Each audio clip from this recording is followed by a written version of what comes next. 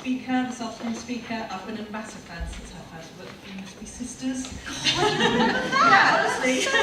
Yes, and she's written 18 novels, many screenplays. I'm sure all of you have relished the delights of The Best Exotic Marigold Hotel and its sequel.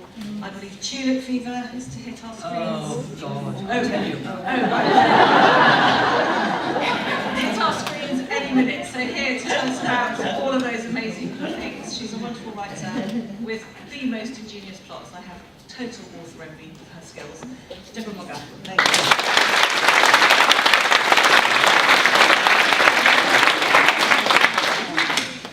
It's terribly nice. Shall I sit down? Or shall I point this up? Hang on. I don't mind standing up, but... Shall I sit down? If I sat down like that, do you mind?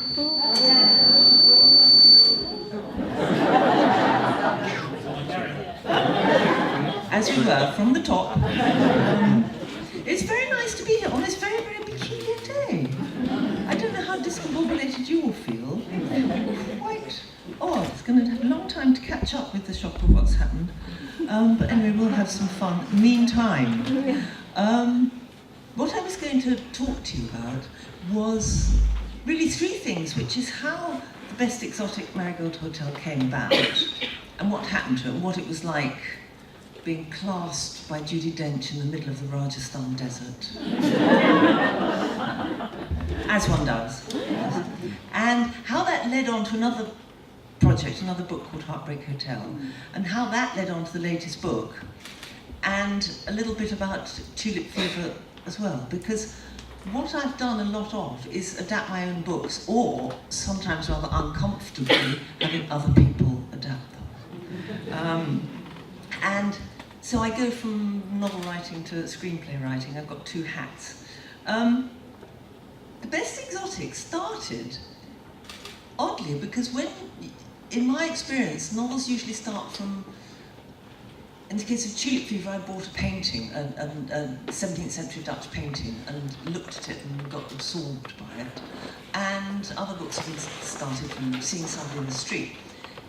Best Exotic, which was called, when I wrote it, These Foolish Things, started from a great big sort of social question, really, which is, well, an economic question. Who's going to look after us and pay for us when we get old? Because we can't help but noticing we're living an awful lot longer after retirement age than people used to, and we're a good deal healthier, and somebody's got to pay for all this. And I keep on seeing couples of my age upwards, because I'm 67, and I see these couples deeply tanned from their 4th holiday of the year. They visited the grandchildren in Australia. They've had a nice weekend break to Lisbon, where they've rekindled their marriage. They've had a nice weekend shopping in York. They're all over the place, all the time. Tanned and sinewy, striding along Offa's Dyke hand in hand. And I did think we really are hanging around a bit too long. And I had this vision. I had this vision of putting trained marksmen on National Trust properties. And just culling us. Give the kids a chance. We've all had a very good run for our money. We've all, we're eating into our darling grandchildren's inheritance. We all sold our houses for large amounts of money. We've done all right. We all grew up when you could, park anywhere and get any old job and all that. So I was wondering about that, and I was thinking about how badly we treat old people in this country, shoving our dear old grandparents out into the middle of ploughed fields outside Worthing, care homes, and how differently they do it in developing countries, where very sensibly they keep old people in the family, because we're jolly good babysitters.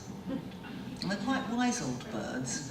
And so I thought, I don't want to get old looking at a ploughed field. I want to be in the thick of things. I'd like to end my days above Berwick Street Market in Soho. But Berwick Street Market is not what it was. It's a bit sad nowadays. So I thought, well, what about India? So I had this idea, good old lateral leap, because I think novelists have quite good, in a way, entrepreneurial minds. We're like Richard Branson, we sort of leap sideways. We don't make any money doing it, but unlike him. So I thought we outsource everything else. Why not outsource the elderly? And why not outsource them to India? Not such a bad idea as it sounds. Not so bonkers. Not as bonkers as it sounds. India, lovely and warm, so lovely for one's arthritic limbs. Dead cheap, pension will go a huge long way there. Respect for the elderly, they'll call you auntie. Children are sweet to you in the street. Noticeable absence of hoodies. Globalization means that everyone flies everywhere all the time, so probably your grandchildren will be living in Seattle anyway. So they might as well fly and visit you there, and they'll come a good sight quicker to India than to this care home that haunts me outside Worthing.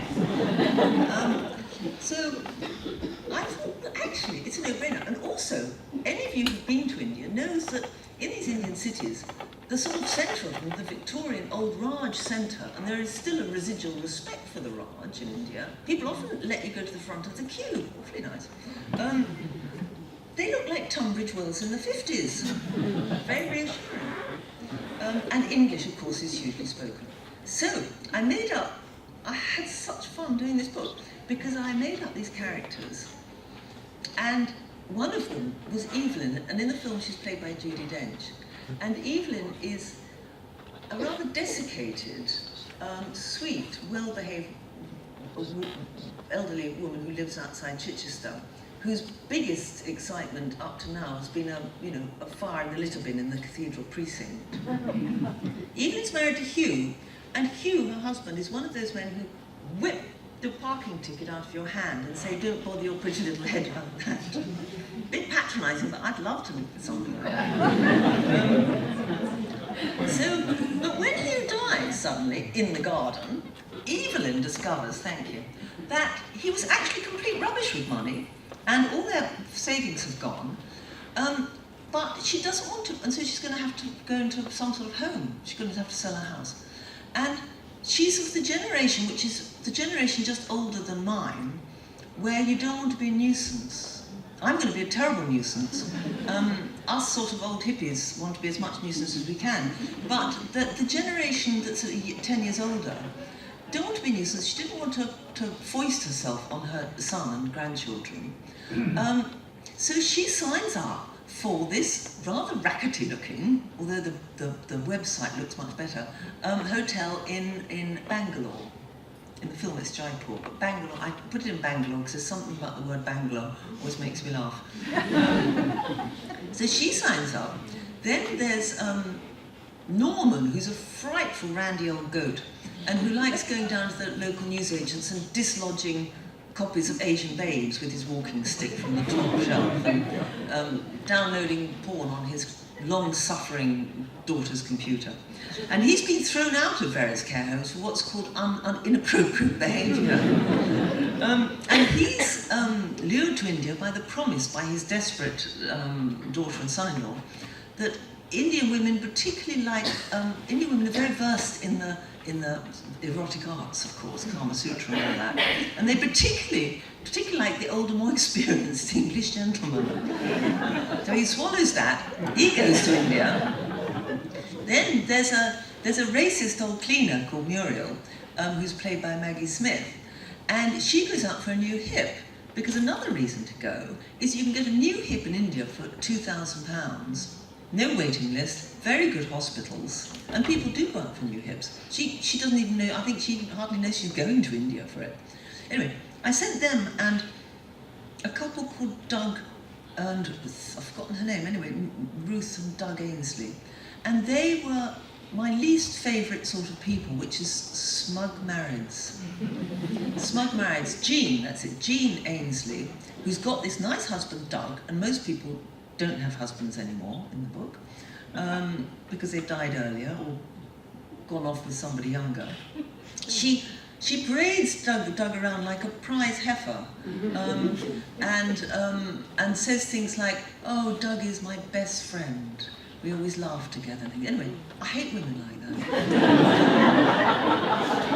And so I wanted to send them, and they're one of those couples who've been all around the world world in their trusty camper van, eating pavement food and speaking the languages like a native. So I thought I'll send them to India and see how they get on. So I sent all these people and a couple of others out there to see how they would cope with India and whether it would have a transformative effect on them. Because really the novel is about how age has shifted so much now that if you are in your 70s, there's plenty of time for another whole episode in your life, if you're up for it, if you're open for a new experience. And I wanted to see if India had a magical effect on them, or they fell in love, or whatever would happen to them. And I think part of the success of the film, because I always thought it would make a really good film, because A, we've got the best actors in the world, as you know, and some of them are not in their first youth, and it's difficult for them to get good parts that aren't just to do with them dying. They've all died a million times. They've all done the duvet, clawing the duvet with their bony fingers, last words, I think. They would rather, not surprisingly, go to Rajasthan on horrible November for 2 months, stay in a gorgeous hotel with their mates. Because at that stage in their careers, all they want to have is a hoot with their mates. And what's more hootish than that? So we got Judi Dench and Maggie Smith and all these people who went out to India. And why I think it was a success, partly, is not only the calibre of the actors, but the fact that it was saying that you might be in your 70s or 80s, but you're the same old person, and your life needn't be entirely seen and experienced in terms of incipient dementia and strokes and death. I mean, I think the sort of wings of mortality brush the cheeks of the story, but it's not just about that. It's just saying we're the same as we always were.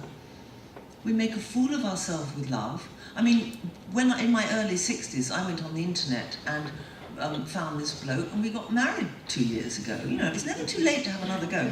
And so it's rather, that's my theory. And it struck a chord, because it was just saying we're just normal old people. And people who are young don't realise that. They don't realise one feels exactly the same. And you'll get texts from somebody you rather fancy, and you sort of count how many exes there are, as if you're a bloody teenager. So somebody else wrote the script in the end, which I was a bit sore about, but it had some cracking good jokes, and because it made people so happy, because the book is more complicated and darker than the film, made people so happy, I just thought it was completely brilliant and was thrilled by it.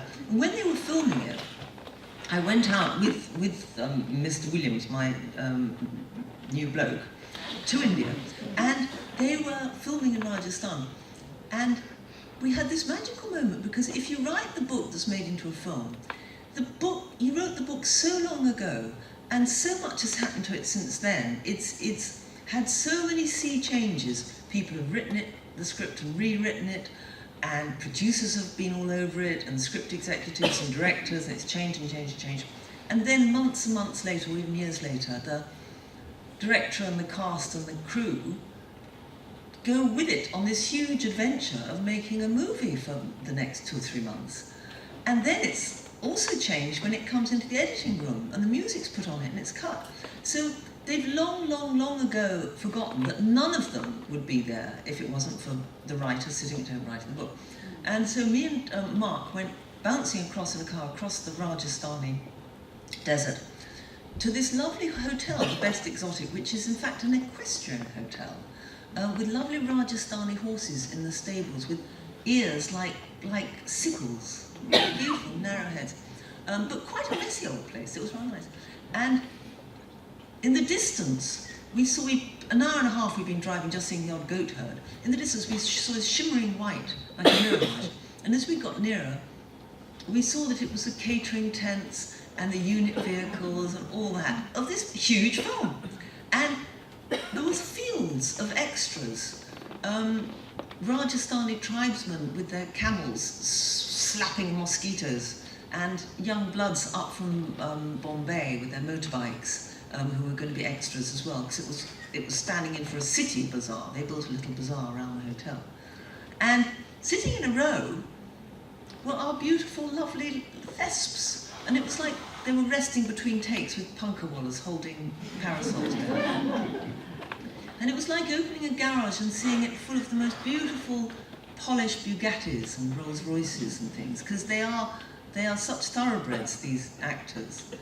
And they jumped up and with noise, with the joints cracking like pistons, and clasped me in their lovely bony arms. And they said this sentence, which is a sentence the writer longs to hear, which is, "We wouldn't be here if it wasn't for your lovely book." Probably hadn't even read it, but still. Anyway, so it became a bit of a thing, bit of a phenomenon. Lots of films copied it very quickly. Don't know how they managed to do it. And then it spun itself into a rather terrible sequel, which has nothing to do with me at all, but had Richard Gere in it. Clever. And then it became a TV reality show, which certainly I had nothing to do with, and I did email them saying, hang on, should you really do a reality TV show without even acknowledging it was my idea? And they didn't even bother to reply. So, oh, they did a one-line thing saying, you have no legal rights, which I thought was poor show myself. Anyway, that then spun off into the next book, which was also about hotels. Because I had moved to Wales with this Mr. Williams, who I met on the internet, because he lives in a little town called Prestine, which is on the Welsh borders, near Leominster. It's only 100 yards in from England, actually.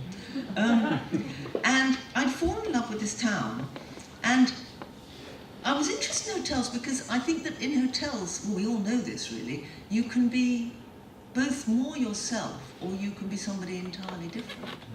And for a writer, they're brilliant because you shove a whole lot of people in a place for a finite amount of time, a whole ragbag of characters, and see how they react to each other. And there's something about the temporary nature of hotels that makes everything very intense, I think. So I moved to this town, which I adored, and I had another good money-making idea. The outsourcing the elderly to developing countries is, I must say, a very good entrepreneurial idea, and people are starting to do it. This next idea is also, I think, quite cunning. I had a character from an earlier novel called Buffy. I did a novel called The Ex-Wives, and Buffy indeed had a lot of ex-wives. He'd been around the marital merry-go-round on many occasions. He's a sort of bloke like Augustus John, who, when Augustus John was in Soho, apparently, he used to pat the heads of passing children in case one of them was his.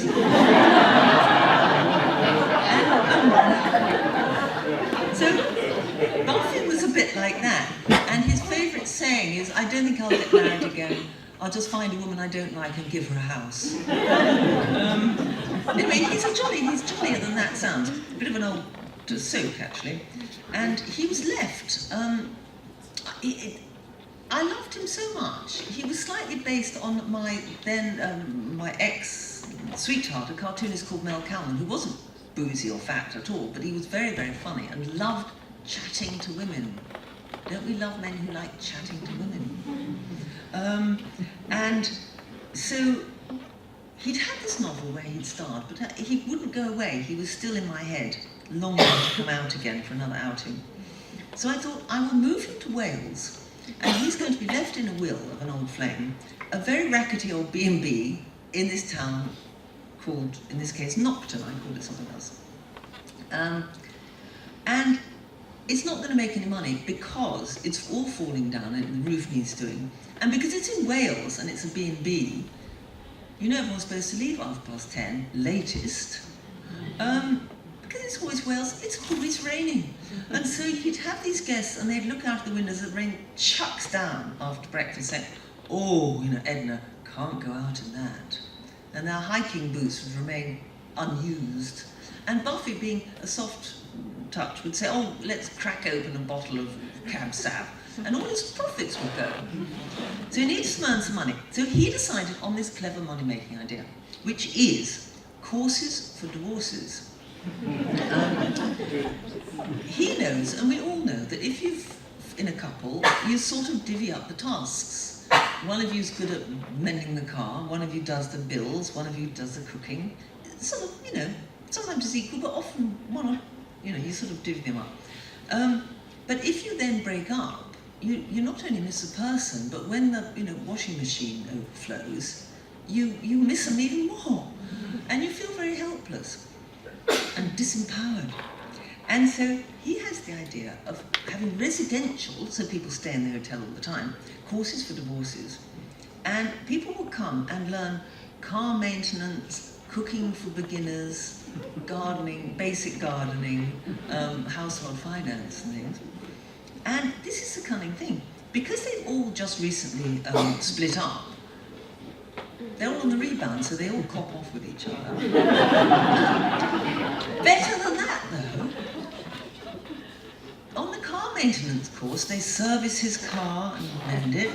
On the gardening course, they weed his garden. You see where this is going? On the DIY course, they fix it all the place and paint the place up, and they pay him for it. Brilliant idea. I thought of that, but I share it with you. You can have a go yourselves. So I wrote that book, and that was enormous fun to write because it was just all out funny. I just thought I'll just have fun with this book. I hope it hits a nerve. And that then led on, because Buffy in the book has a will they won't they relationship with a rather brittle woman in her late 60s called Monica, who's rather defensive and very conscious of her age. And so that led on to this third book, which has just come out, called Something to Hide, which also explores the thing of love in a later life, which I've now got a bit saddled with, this love in later life. But I'll just read you a tiny bit, because in this book came back completely differently again than the others, in that the Heartbreak Hotel book, the Welsh book, is very odd, because after I'd written the book, I moved into this little town, and I moved into pretty well the house that I had earmarked for the hotel in the book. How weird is that? Walking into your own book? But this one has different themes. It has big global themes. And one of them was that I was invited to go to Ghana for a charity for a week to write a short story about it. And I noticed that in African small towns, market towns, there's a phone charging booth. Because, as you probably know, in Africa, everybody has mobile phones, and they'll be leaning against their cattle in the middle of the Masai Mara, listening to football results and things like that. And it's transformed people's lives. But there's no electricity in the villages, so you can't charge up the phone. So every week, when you go to market to do your various business and sell stuff and buy stuff, you give your phone to a guy at a little stall, and he's got electricity and he charges them all up. I looked at this bloke, and I thought, now, what happens when these phones all bleep and wink and throb into life? I mean, he can look at all the messages. He can look at the messages, he can listen to the stuff, and he can have a lot of power. He can start blackmailing people, he knows everybody's business. I was interested in that. I was interested in another story that I'd read a long time ago about, and that I wanted to make into a film at the time, which is that the Kalahari Bushmen chew on a succulent called hudia, and that is a terrific appetite suppressant but very nourishing, so you can hunt for days and days without having to stop to eat. Pfizer or Glaxo, one of these big pharmaceutical companies, found this out, slapped a patent on it, licensed themselves, got a license to sell it in America as, get this, a slimming aid.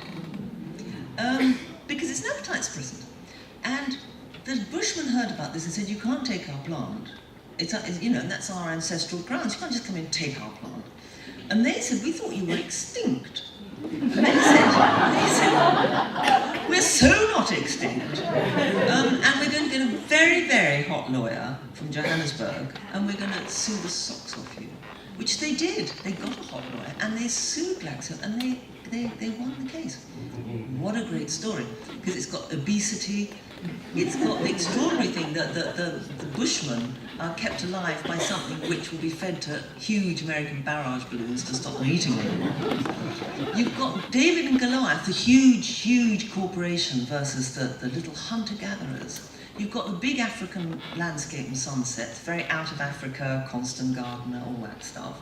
And of course, the hotshot lawyer in Johannesburg will be a power-shouldered young woman whose personal life is a disaster, although she's very good at her job. And she, of course, is going to fall in love with a darling little wiry bushman. So that was a film that I was going to write, never wrote it. And then I read that, you can see, I mean, these things don't seem to link up quite well, those two do, but then I read that in China, you allowed one child, as you know, and it's slightly loosening the law now, but the fertility rate is plummeting because of all the pollution. And so what they're doing is they are getting surrogate mothers in America. So the Chinese men get a surrogate mother in America, and the child is then born in America, this is the cunning thing, and becomes is immediately an American citizen. And within 18 years, or whenever the child reaches its maturity, the whole Chinese family can come to America and live there and be American citizens. Very cunning. What an interesting thing. Polluting their own country, move to America, everyone wants the American dream. So I thought, how am I going to link all these things together? Chinese surrogacy and things. And I also wanted to bring in elephant poaching, which I did. I did. But how am I going to link them? And I thought, I know, I will link them through this woman Petra, who is 60-something and who is looking for love. She lives in Pimlico. I do know Pimlico at least. I don't know anything about Africa. I don't know anything about China. Made it all up. And she's had a disastrous divorce and all sorts of things. She's just been having an affair with her builder. Not a good idea. Because if it goes, if you know, if it all goes tits up, who's going to finish the grouting? And it does, indeed. Because she discovers he's faithless, he's having an affair, by a thing which I'm sure is going to happen to one of us sooner or later, which is she's watching the news on the telly, and there's been some kerfuffle in the Channel Tunnel, and the reporter is standing talking to camera with people coming out of Eurostar, right? Now, her builder has told her he's helping his brother mend the roof of his garage in Kettering. He's not. He's behind the reporter with a rather chavvy, sexy-looking young woman coming back, obviously, from a naughty weekend in Paris. So, my friend Petra runs upstairs, puts on the old iPlayer, the adulterer's enemy, gets the news and stops it at that bit to just make sure it's him, sees it's her boyfriend, and all hell breaks loose. So she's very unhappy. So what happens in the book, which I'm just going to read a bit of, is Jeremy comes into her life. Jeremy works in Africa, and he is the husband of her best friend, and he's come to England on business, and he's coming round for a drink. Jeremy is a little bit of a Boris Johnson. It's an awful thing to say, but he sort of is, and we know Boris Johnson, for some extraordinary reason, is catnip to women. Jeremy's a bit of a racecourse Johnny, and he's a bit of a Tory boy. He's a bit of a buffoon. He's fun. He's fun. He makes her laugh, and he is an expat, as we see. So you don't have to know anything else. I'm just reading a page. He's come to supper. Jeremy laughs and lights a cigarette. He's the only man I know who still smokes. Living abroad does that. It fixes people in a former era. The same with their perceptions of home. To Jeremy, London is still a city with bobbies on the beat. So Jeremy pours out more champagne, and I entertain him with my romantic disasters. From the safety of the marital bed, couples like to hear about the hurly-burly of the chaise longue. Not that there's been much hurly-burly, but I beef it up to get that booming laugh. I tell him about spotting Alan on the TV news, about the internet man who took out his false teeth before he ate, about the sensitive, tactile pensioner who asked if I liked to play, presumably some sort of sport, until he told me. I tell Jeremy about the Cadbury's area manager who showed me photos of his dead wife, and the man who talked me through the wiring on his Vauxhall Astra. I omit, of course, the reality of my life, the great voids of echoing loneliness, the bitter envy of couples I see walking hand in hand on Hampstead Heath, greeting their grandchildren at Patisserie Valerie, greeting their grandchildren at Victoria Station. Consulting cinema listings, in patisserie Valerie, strolling through the Saatchi gallery, sneering at the artwork, getting their prescriptions for glucosamine and statins together, catching each other's eye at parties, going on weekend breaks to Lisbon, putting me in the back seat of their cars, doing every fucking thing together, we. Or if not, knowing the other one is at home, the lamps lit, the drinks poured. And upstairs their double bed waiting, in which they can snuggle together naked under the duvet, safe from the horrors of the dark, and cheating for one more night together, their inevitable death. I omit all this. So she gets it together with Jeremy. And the most terrible, terrible disaster happens, which sends her to Africa, an unnamed African country, which I've entirely made up, where all the threads that seem impossible to pull together, like Chinese surrogacy, do come together in the end. And that was huge fun to write again, but slightly more ambitious in a way, more global. What I'll do, because I know you want to ask some questions, I'll just tell you a tiny bit about tulip fever, as was mentioned earlier, which is that many years ago, like 20 years ago, I bought a painting at an auction. As I said earlier, that was how the book began.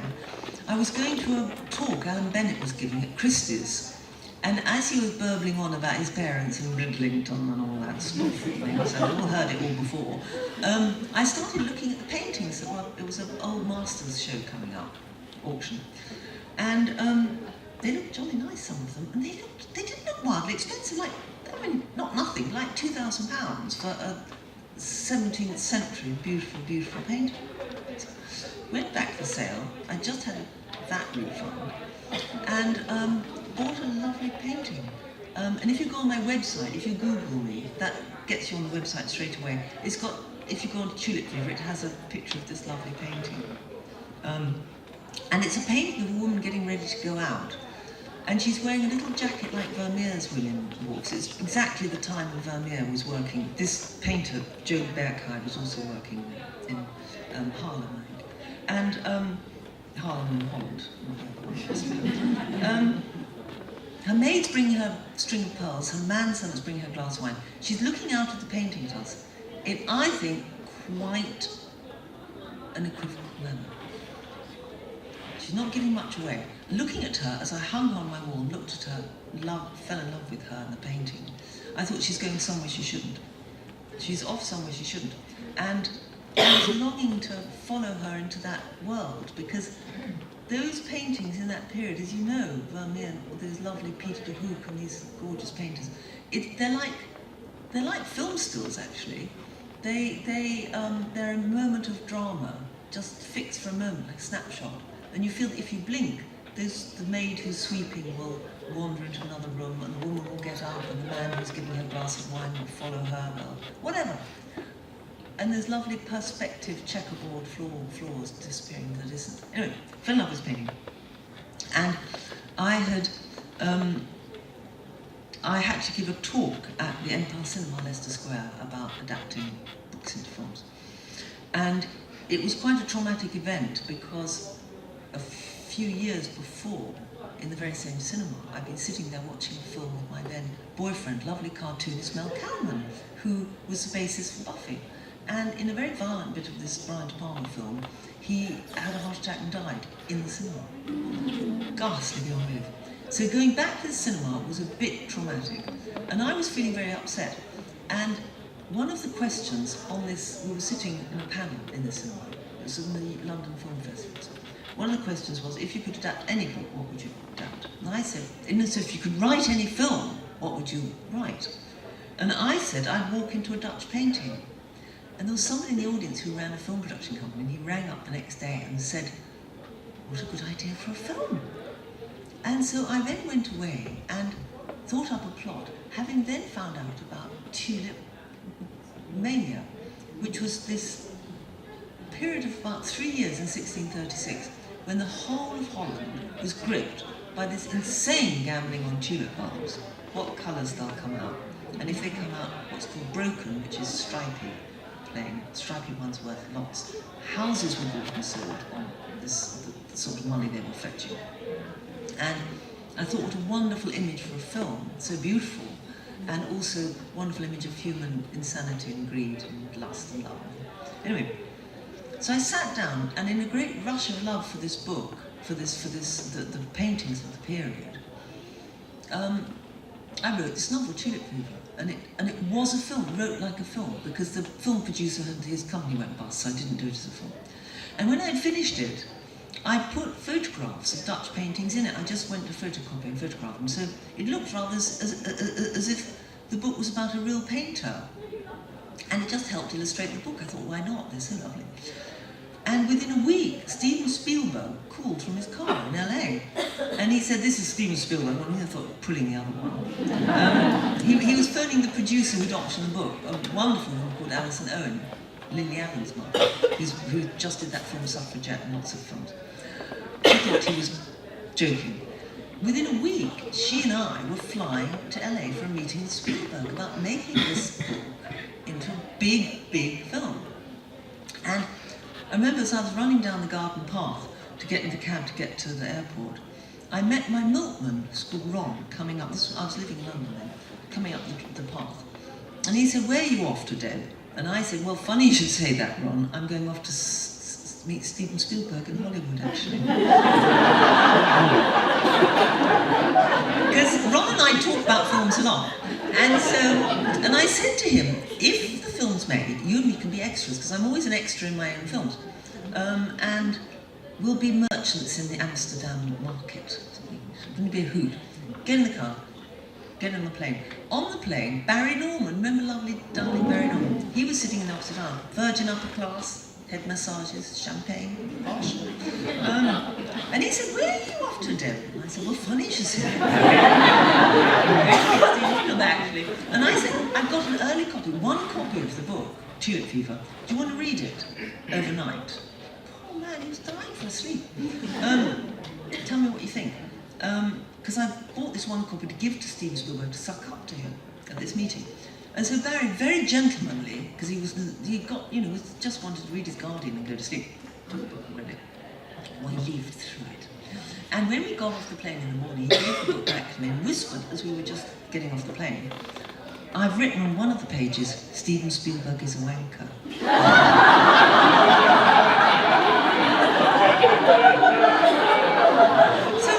All the way to the meeting. Absolutely ghastly. So he hadn't to talk. Anyway, had the meeting, came back 2 or 3 days later, and I walk up the path to the front door, and the local paper's lying there, and on the front cover is a huge photograph of Ron, my milkman, with his milk float, saying milkman to star in Steven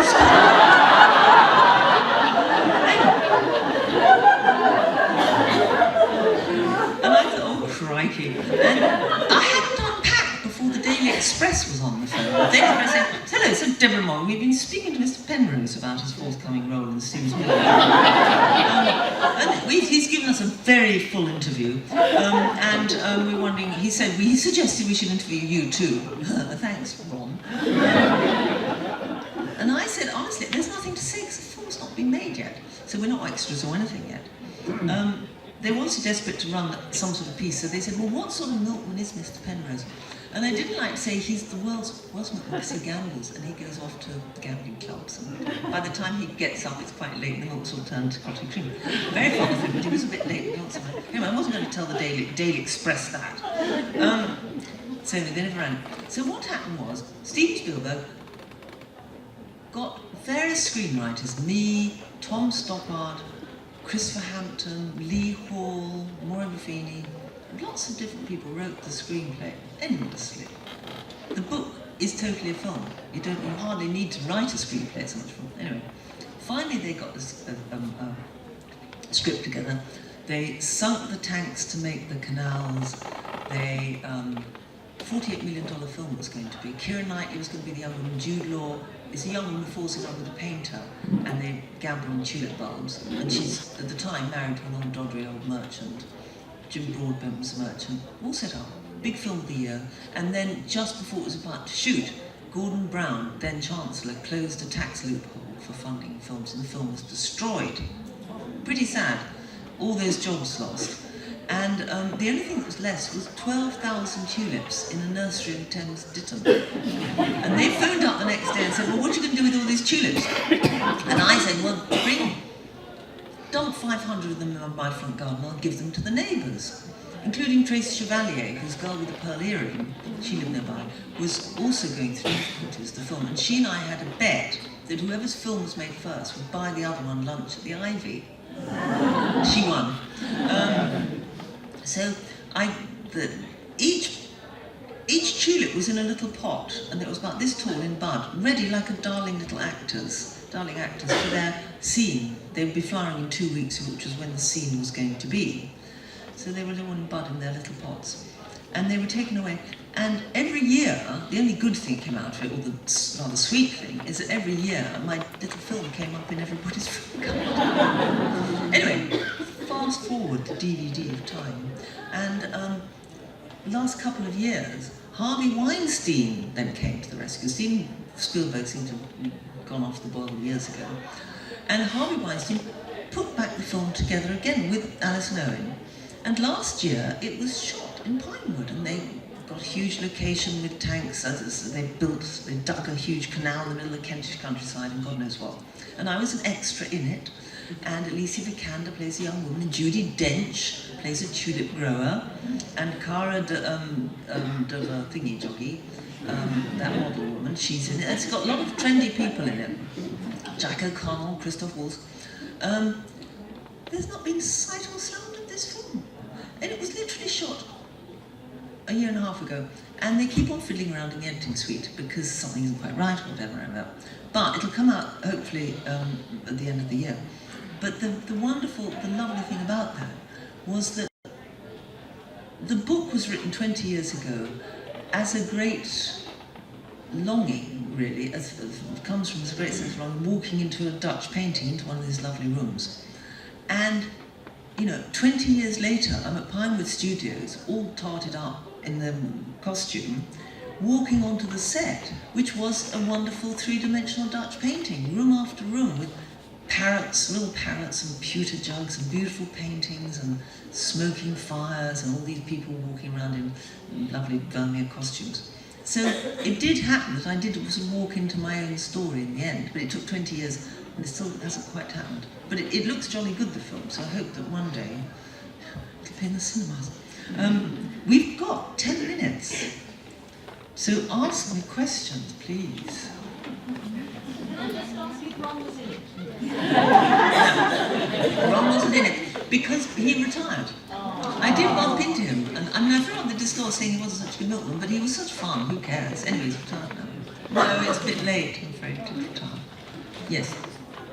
You spoke right at the beginning about how you have been involved in script writing as well as writing the books. Yeah.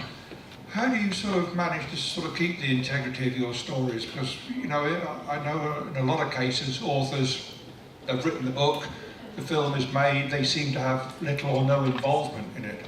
How does it actually work? And is your publisher involved as well, or is this purely down to you as the author? No, the publisher and the agent will sell the option, or the agent will sell the option, the publisher might not have that. And you'll sell it to a film production company, and there's two schools of doing it. One is you say good luck to you, you trouser the money, which is a lot. When the film starts shooting on what's called the first day of principal photography, you get a big wad of money. Until then you just get an option fee, which may be £1,000 or something, not bad, but not big money. And you relinquish all responsibility and you don't slag it off. Because authors who slag off their films say, oh, it's not like the book, which I occasionally do a bit, I must say. One shouldn't, because it comes out as a whinge, and everyone knows that you've made a lot of money from it, and it's very unseemly to see an author saying, oh, my lovely characters, they did this or that. So one doesn't whinge, one keeps quiet, or you do it yourself. And because I like doing screenplays, because I've got quite a visual mind, and I'm quite ruthless with my own material, because what people worry about is that, A, you'll write it too much like a novel, and you'll be too stuck in the novel, and not do that completely different thing, which is a screenplay. Because if you, I mean, it's an interesting point this that you brought up, because if, say I did the screenplay of Pride and Prejudice with Keira Knightley, that one, the Jane Austen novel that is so loved, like all novels, it goes into somebody's head, and you go into their thoughts and dreams. I mean, a whole novel, hardly anything need happen. It can be all to do with your interior life and your childhood and your memories and all that stuff. A screenplay is completely different because it has to move along. You've got to be ruthless, and it's all about action. And that interior life, you can't have actors saying, I remember when I was young and I was terribly lonely because nobody really liked me because nobody will watch it. It's got to push on. But what good actors do, and these are screen actors, film actors whose faces are on the big screen so you can read their interior life on their face and the weather that passes over them. If you think of some really great film actors like Michael Caine, does almost nothing, his face just flickers, you get it. Jeremy Irons, very good, lots of marvellous actors. Judi Dench, wonderful. What they do is they supply that interior life that the novel has in their reactions, on their faces. So that's what they're paid for, and that's what they're good at, if they're good. I'll give you an example. In Pride and Prejudice, for instance, Darcy bumps into Elizabeth Bennet near the end of the story at Pemberley, and they're both rather surprised to see each other. And they have a really boring conversation. The screenplay is really boring. I wrote it, fancy meeting you here. I'm on holiday with my uncle and aunt, says Elizabeth Bennet. Darcy says, are you having a pleasant trip? She says, yes, we went to Matlock yesterday. We hope to go to Buxton tomorrow. I mean, so boring, I can hardly bear to tell it to you. Because they're English. They're not going to talk about their feelings, are they? But what the actors' faces do, and the way that they're filmed, will tell you that inner life that Jane Austen tells us in the novel.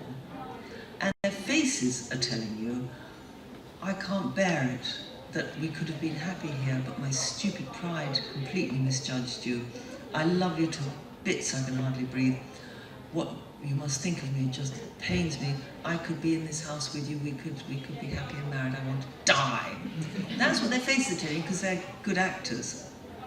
So that interior world of the novel, when you do a screenplay, you turn into the exterior driven world of a film, and the actors supply the interior life. And as I said, often don't say what they think. And it's like turning a noun into a verb. So the noun will be the novel and the verb will be the screenplay. And it's very fascinating doing it, and sometimes it works, and it doesn't. I'm adapting this one, Something to Hide, that's set in Africa and all sorts of places. I don't know if they'll ever film it, because it's rather expensive. And all sorts of odd things happen to a book once you start adapting it. The characters change. They often do different things because they have to show, not tell, and some things are very difficult to film, and you think you can't do it. I also adapted Heartbreak Hotel, the book set in Wales, which was really difficult, and I didn't get it at all for ages. I couldn't get it right. Because that book is about a man who's had many wives. And in the book, a lot of it is to do with the past of the people who come on these courses for divorces and what brought their marriages to break up, and relationships to break up. And a lot's about Buffy's own past. That's very, very un-TV or film, because you don't want somebody maundering on about remembering the past. You want action to happen, to push it along. So I didn't get the hang of that, because I couldn't think what on earth all the characters should be doing. I could only think of what they'd done. Anyway, that's a long answer. You've got more than you bargained for there. Any more? Have you booked your place at the Exotic Marigold Hotel? Funnily enough, I'm hosting an oldie trip. The Oldie magazine is doing a holiday there in, not this year, but next year. in the autumn, and we're going to visit all the places that are in the film. Because as I said, it was mostly filmed in this equestrian hotel in the middle of nowhere, but some of it was filmed in Jaipur. They changed it to Jaipur for obvious reasons, because Jaipur is so much more beautiful than Bangalore, which is a big, heaving Indian city with a lot of Silicon Valley high-rises. But Jaipur is beautiful pink. If you're lucky enough to have gone, it's a stunning, lovely pink city. So they filmed some of it there. So the tour will take us, I presume, from hotel to hotel.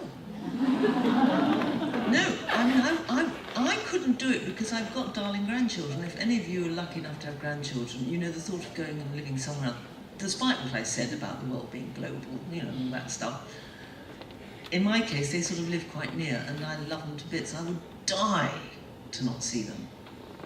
So I wouldn't go, but people with some spirit would, and that reality TV show that I feel a bit sore about, that a couple of people are going to actually go and do it. I think Jan Leeming was going to do it, and a couple of friends that I knew were going to spend all next winter in a hotel in Jaipur.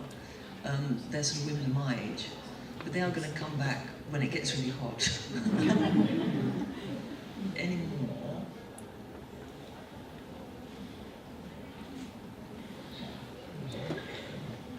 But you said the second Best Marigold, which was awful.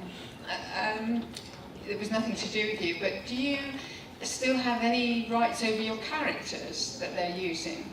No, not really. I mean, they paid me some money for it. They paid me quite a lot of money, which I didn't know that the contract said that, actually. So my agent and I were jolly pleased about that. But no, they did half-heartedly ask me to write a sequel, and I was on something else, and I thought, I couldn't think what they would do once the story was over. And one of them had died, and I don't know, it didn't strike me. I don't think they particularly wanted me to either. It was a bit half-hearted. I think they wanted the writer who did it to do it.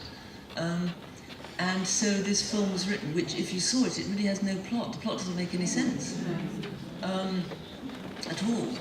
So I think people felt it was a bit exploitative, like sequels often are, but some people liked it, and it was wonderfully acted and things, and it was fun. You know, it wasn't terrible, it just didn't quite work as a plot, I thought. Can I ask when you knew that you'd be able to make a living out of writing?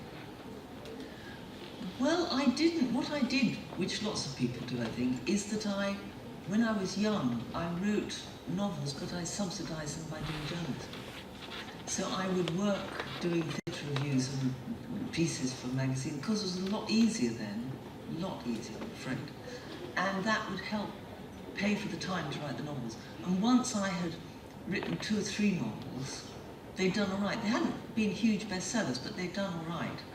And, you know, one might have been optioned or something or other. And I could then give up the journalism, although I loved it actually, and make a living just from the novels. But it's very unusual. Most novelists have another life going on, because the thing about novelists, they either earn much, much more than you think, or much less. Very few of them earn like £35,000 a year or something, which is sort of respectable, livable. Certainly outside London, not in London anymore. They either earn sort of £5,000 or humongous amounts because they sell stuff to Hollywood, which never gets done, but they'll get some option money, whatever. Or they rewrite people's scripts. The script doctors make a lot of money. And sometimes they're novelists you haven't really heard of, but that's what they do. So it took probably several years, but it was quicker than most. And it was partly, I think, circumstances. The climate was easier for writers then. It's easier for creative people then, I'm afraid. You know. But now, I mean, for instance, I've got a friend who's been trying to get his novel done for a long time, and he finally did it online. A sort of publisher did it online, but he spent the next, and I'm sure you've heard lots of these stories, obviously the ghastly 50 Shades of Rubbish Woman, but she's not here. But I mean, good for her to peg away and get such an extraordinary success. But what you have to do is to devote your time like a job to promoting it and tweeting and Facebooking and spreading around. This friend of mine, he leafleted his whole town about his book, so he'd go around it. So he had so many hits with the book that Sainsbury's and Asda, Smiths and Asda have taken it, which is, incredibly good. I'd be pleased to have them take mine. It's really good, and it's been published now this week actually in as a paper book, as a proper paper book. And the publisher was trying, as an experiment, is doing that way round. And so it's all the online presence, but you just have to be incredibly savvy and very pushy. You have to endlessly flood people. I don't know if any of you have Sarah Raven's stuff coming through on the internet, do you, on email? Every day, Sarah Raven, endless seed offers for plants and flowers and all this. It just bombards one. So Sarah Raven is always in one's mind because she cleverly, endlessly bombards people with emails. Good for her. Jolly nice plants, anyway.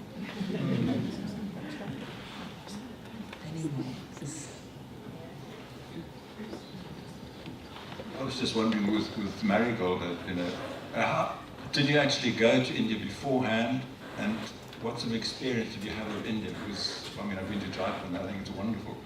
And everything you say about India and the old people is true. Did you have it sort of know that beforehand, or do you make that up? No, I sort of knew it because I lived in Pakistan, which is obviously not India, but not dissimilar, for 2 years in the 70s though. So long ago. And I wrote a couple of novels set there. I wrote a novel called Hot Water Man, and I wrote a TV drama called Stolen, which actually was quite prescient. It was set in I wrote it in the early 80s, and it was about a Pakistani man married to an English woman, 2 little children, and she has an affair with somebody, and he steals the children, takes them back to Pakistan, abducts them, and he says his reason for this, part of his reason was to spite his wife.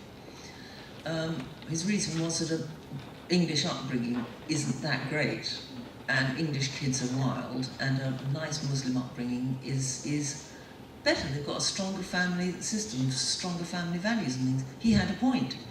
Took the children to Pakistan, so she then went to Pakistan and tried to find him. So I had written about the subcontinent because I felt I knew it quite well, but not India. I went to India 2 or 3 times in my life just for a week's holiday. So I've made, but if you're in India, they don't like you saying, well, I lived in Pakistan, so I know India. Yeah. They don't like that, and I don't blame them, but there is a bit of truth in it, actually.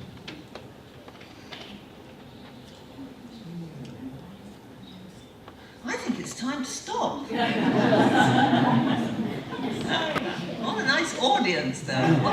It's looking boring with rain. What else should we be doing? Thank you so much, Deborah. It's been an absolutely amazing session. Thank you. And thank you once again to our sponsors, Seaport Freight Services and Kingspeak, who are very much appreciated for their help.